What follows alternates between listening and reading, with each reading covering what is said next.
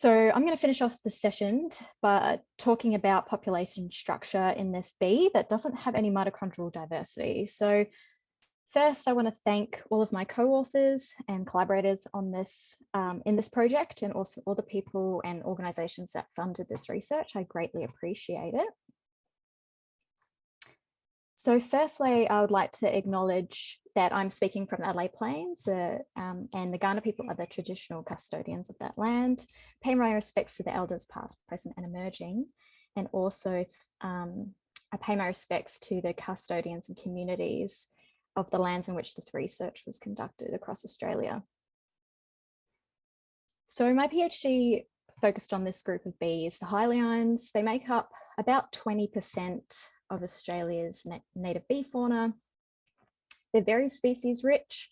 They have a very recent origin, probably in Australia, and have since spread to the rest of the globe. And they're very diverse. My project largely centered around this species, Ampalias morosus. It has a East Coast distribution from southwest Victoria up into southern Queensland. And for this project, we were able to access 6 locations along that distribution. Each of those sites was around about 300 kilometers apart. So what we discovered really early on in this project was that this species has a conserved double Wolbachia infection. So every individual has the same 2 Wolbachia strains.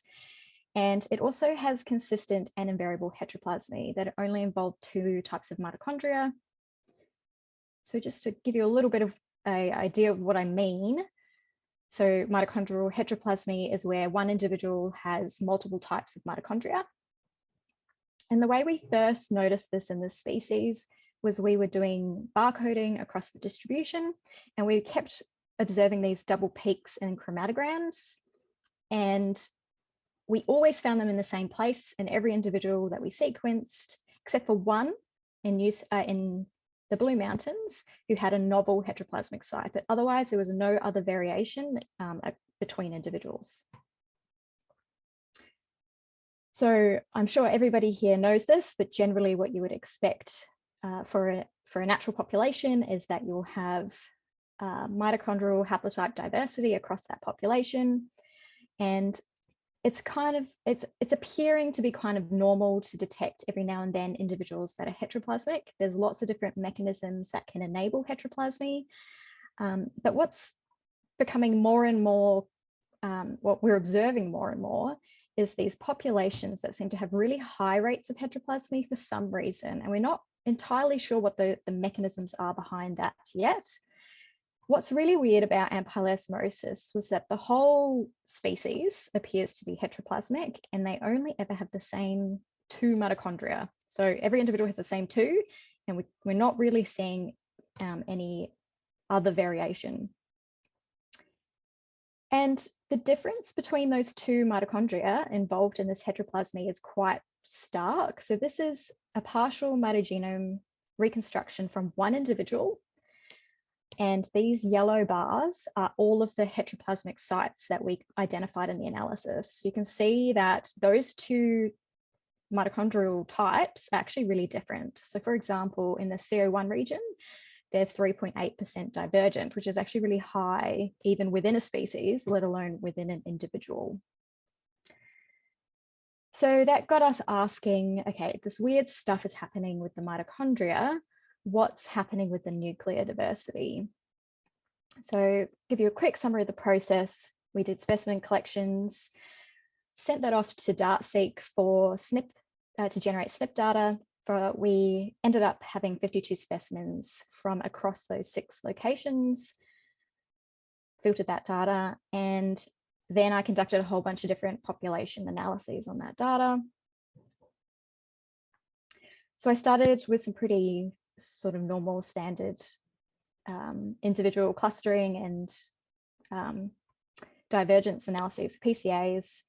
And what you can see along axis 1 is that we're getting a separation with geographic location. So our nuclear data seems to be clustering by locality, and locations generally do not cluster together. And this follows the southern to northern cline of the species distribution. The only exception is this Blue Mountains and Enfield in the pink and the blue, and they seem to be clustering together. Sort of a side note, something I found kind of interesting was that these two top populations, the Kaboboni and Tincan Bay populations, seem to be separating from central populations along axis 2. So they nest in Xantheria in coastal heathland in slightly warmer climates compared to central localities that nest in montane forests in tree ferns. And so there might be a little bit of evidence of an influence of habitat selection or climate selection or marginal habitat, something like that we might be getting signals, which we need to look into more if we want to actually confirm anything like that. So discriminant analysis also showed us the same sort of thing. We're getting really strong clustering within a geographic location, but not between geographic locations, except for some of our central localities. Pairwise FSTs are showing the same sort of thing, exactly what we would expect, that marginal habitats, Tincan Bay and Kaboboni, are very divergent. And as you get further away from another population, populations get more unrelated to each other. And we did some sort of basic isolation by distance metrics, because obviously all of our analyses so far are indicating that geographic distance is a significant driver of genetic distance. So who would have thought? Now, because we were finding isolation by distance, I realized that for programs like Structure, they tend to have a little bit of trouble dealing with the influence of geographic distance on genetic diversity. So I wanted to try some programs that incorporated geographic distance to try and sort of reduce the effect of geographic distance a little bit on creating those clusters. And so I use GeneLand. This is a probability Bayesian based model, and it was pretty fun to use. Basically, we're finding the exact same patterns, that generally populations are being separated geographically. Of course, they're quite far apart from each other, but we're still sort of finding those patterns along that geographic line. And I also use TESS3. So this is similar to Structure. It still uses a k-means model, except it's also geographically constrained.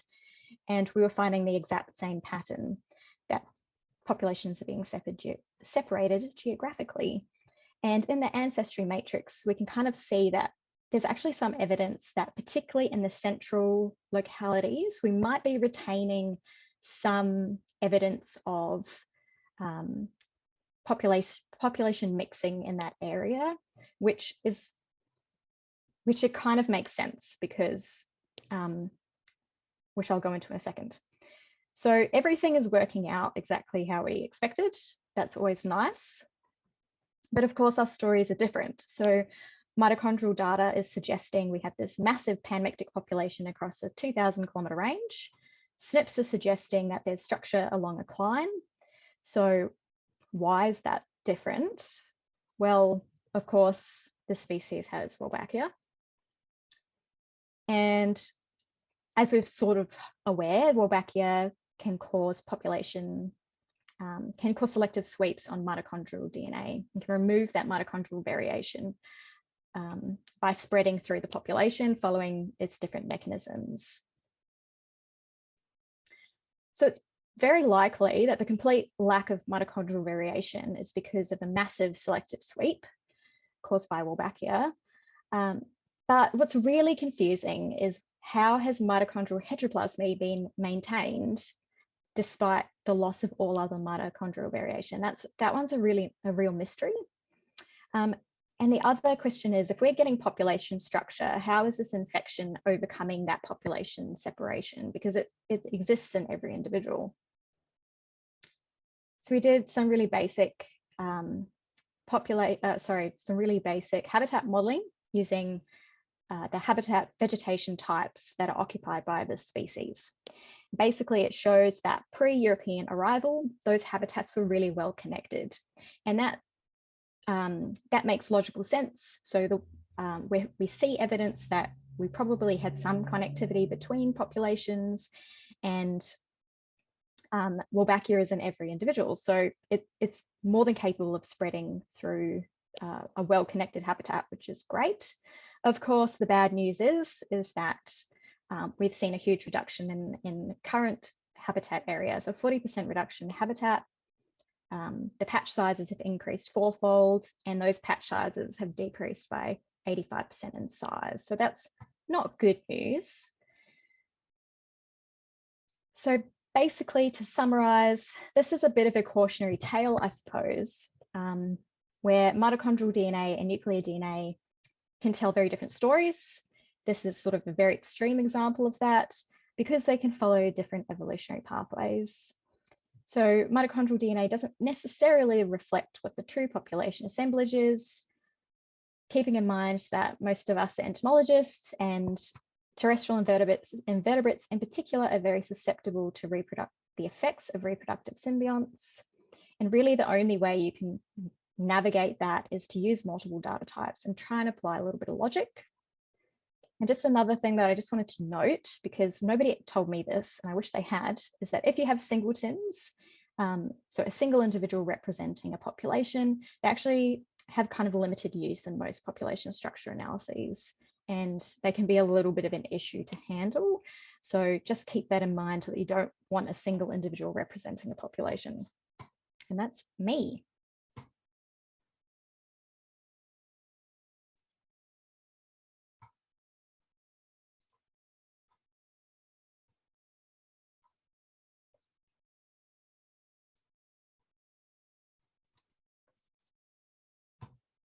If I've got a question.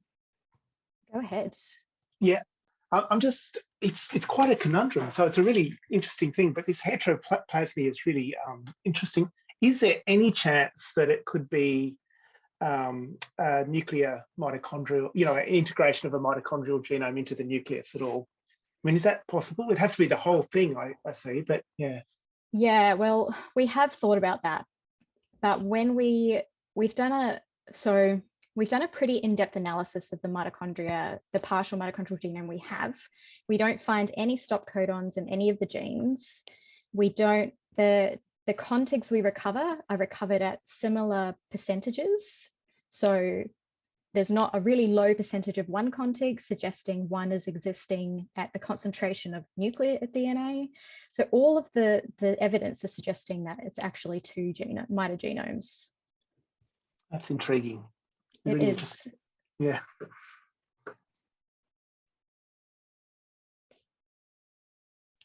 Ben.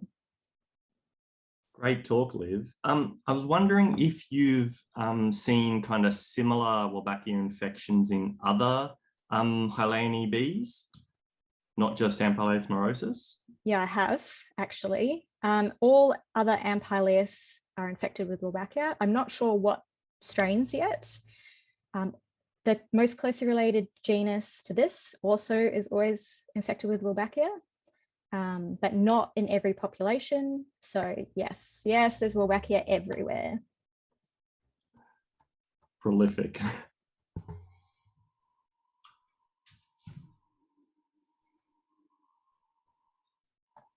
Can I ask you a quick question? Sorry, I don't know how to raise my hand in Zoom, so I'm going to raise my actual hand. What were the infection rates of Wolbachia like? I know you had double infections, but across individuals, what was the 100%. 100%, cool. Yeah. Insane. Even yeah. And okay, that's crazy. Yep. Everybody has two. Why not? Wonderful. Yeah. All right. Thank you, everybody. I really enjoyed that session. Please feel free to contact any of the speakers if you've got any further questions, but otherwise I'm going to wrap it up so we can all go do our thing.